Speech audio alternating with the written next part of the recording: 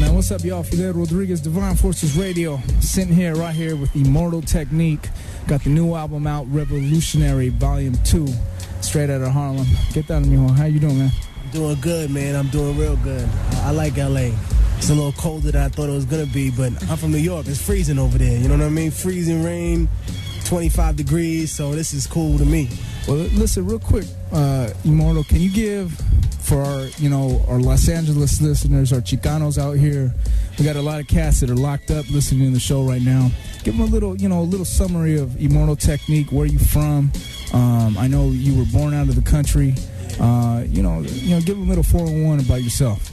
All right, my name is Immortal Technique. I'm Peruvian and black. I was born in El Hospital Militar de Lima in Peru. I came here, I lived in Harlem ever since I was about 3 years old. And it's interesting because my style is really based on talking about what really goes on in the street and then relating that to a global perspective, because I think we don't realize how much they're similar. You know what I mean? We don't realize how much the way things are set up to lock people in a little socioeconomic matrix of entrapment here in the hood are the same way that economic imperialism works to keep people in third world countries exactly where they at. Like, they won't let them process a certain amount of food for themselves. They got to use a one-crop economy. You know what I mean? It's like that. In the hood, we got a one-crop economy too. It's called Coke, or it's Manteca, or it's something else. But we ain't trying to invest in our own businesses. So basically, I kick it about it. I know about it's hardcore. You know what I mean? There's nothing. You know what I mean? Incense in the air, conscious. You know what I mean? It's just, listen, I'm just gonna tell you how it is. If you don't like it, then your ears gonna bleed. That's the bottom line. No, it's been one of the realest albums that I've got to listen to. Something that's inspired myself. It was a breath of fresh air, brother, listening to that album, especially Revolutionary 1, 2.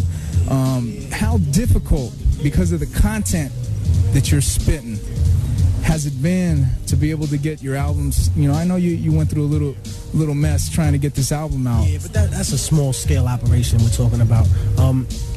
And by and large, what we have to realize is that it doesn't matter what you rhyme about. I can rhyme about bling bling and my bitches and my hoes and, you know what I mean, how many cars I have. Or I can rhyme about blowing up the White House. I can rhyme on some Revolutionary Volume 2, Public Enemy type stuff, you know what I mean? But at the same time, the label's still gonna approach me the same way. It's still a business. The corporate structure don't give a shit about the culture. It's not about that for them. It's about numbers. You know what I mean? If you could sell a certain amount, then they're interested in you. You know what I mean? The same people that denied me my distribution the first time because of the quote-unquote political content, or because they thought it was a little too hardcore, quote-unquote, are the same people that come to me now because they see me sell 20,000 units on my own. So they're like, oh, at the end of the day, he's a good businessman. He knows how to market himself.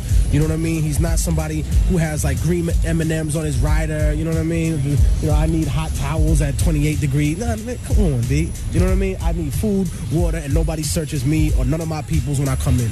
And that's self-explanatory. You know what I mean? So I come through to wherever it is. I go wherever I need to. You know what I mean? I don't care. I rock for any crowd.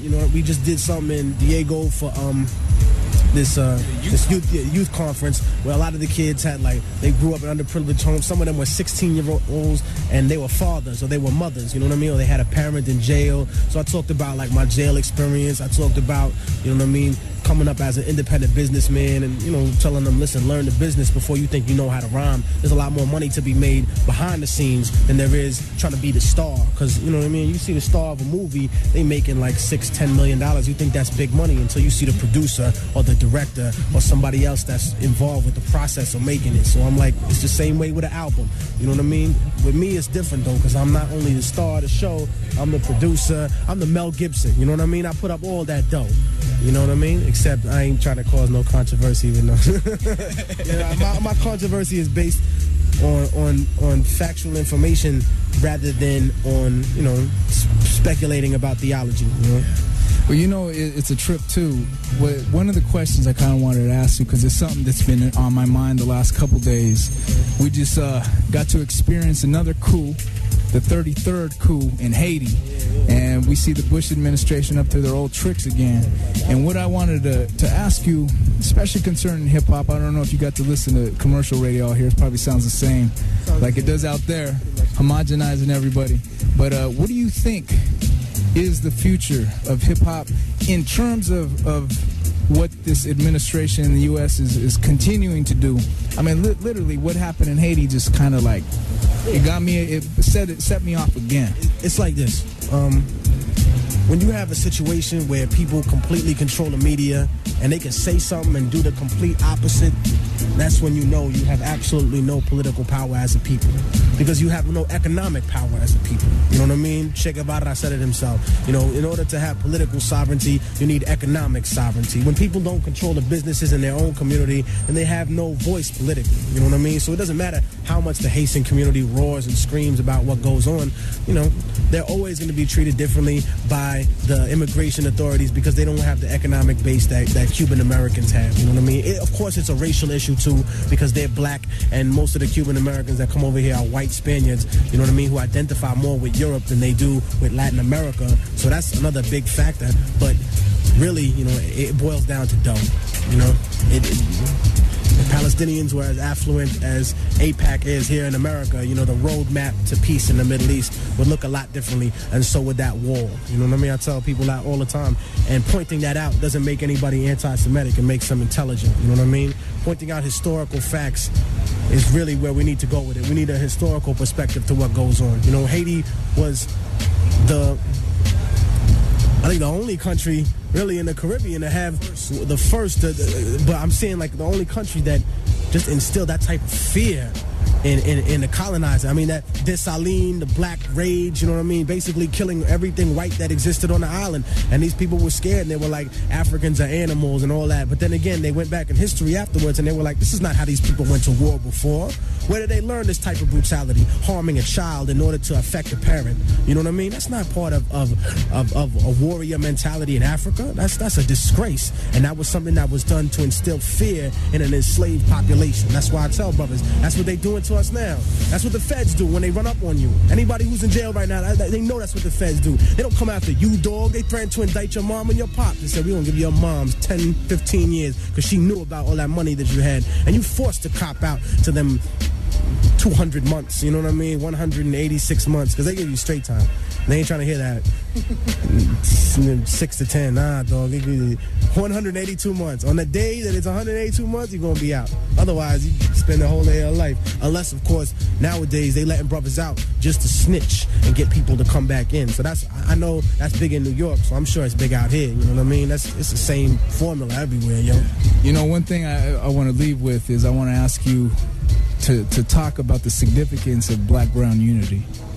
I think people don't understand how black-brown is sometimes, you know what I mean? A lot of people don't understand the African roots that they have in their culture, you know what I mean? My grandfather's black, you know, and my mom raised me always to be proud of that. She said, listen, when you tell people you're Peruvian and black, don't fall off on the end of it, you know what I mean? Because honestly, I'll be real. There's some racism in my family, you know what I mean? Some people have some stupid things to say, but my mom was a strong woman and she never tolerated that. She was like, nah, don't let nobody, you know, talk about that. That's a proud part of your history. Because on one side, you got, you know, the indigenous so-called Latino heritage that, you know, invented science and math the way we know it today. And on the other side, you have, you know, an African civilization that was basically the beginning of civilization. So she was just saying, listen, if these two people can get along, they don't realize the base that they have, but that has to be centered in something besides blind idealism, you know what I mean? It has to be centered in having economic control of your own neighborhood, having a plan, you know what I mean? Not just a bunch of rhetoric and a bunch of dead people from the 60s on your wall. That doesn't do anything for anybody. You know what I mean? Wearing a shirt don't make you revolutionary, you know what I mean? There's nothing more revolutionary than being a grandfather, you know what I mean? Than holding a stable job, than investing in something that's not a liability, you know what I mean? Than passing down knowledge and saying, this is how we need to organize as a people now, rather than in the past, because the past methodology don't work right now. The formulas need to be updated. You know what I mean? We can't give the same speeches again and again. We're not dealing with the same problem. You know what I mean? Back in the day, in the early days of the so-called revolution in America during the 60s, you know what I mean? There wasn't such an issue about religious motivation for demonizing Islam, because Islam didn't have a role that was as significant as it does now in the public eye. So that's really where it's at. All right, man, I'm with Immortal Technique. You got some last words for Southern Cali. tonight, and also let people know about a website they can check out the album if they need to get it. All right, yo, peace. This is Immortal Technique. Check out the website at www.viperrecords.com or immortaltechnique.com. You know, you can cop the album on there, Volume 1, Volume 2. I'm going to have another album coming out soon. And also, if you pick up Double XL this month, the one with Biggie on the cover, I got the Show Improve on there, so check it out. Check out my peeps, Diabolic, you know what I mean? C-Ray's Walls, my man Sean Price, Saigon, Stimuli, Foul Play, Quest John, everybody, we coming hard this year. We gonna destroy things. We gonna it's gonna be a problem. Yeah. Keep giving us bullets, baby. We using them out here, man.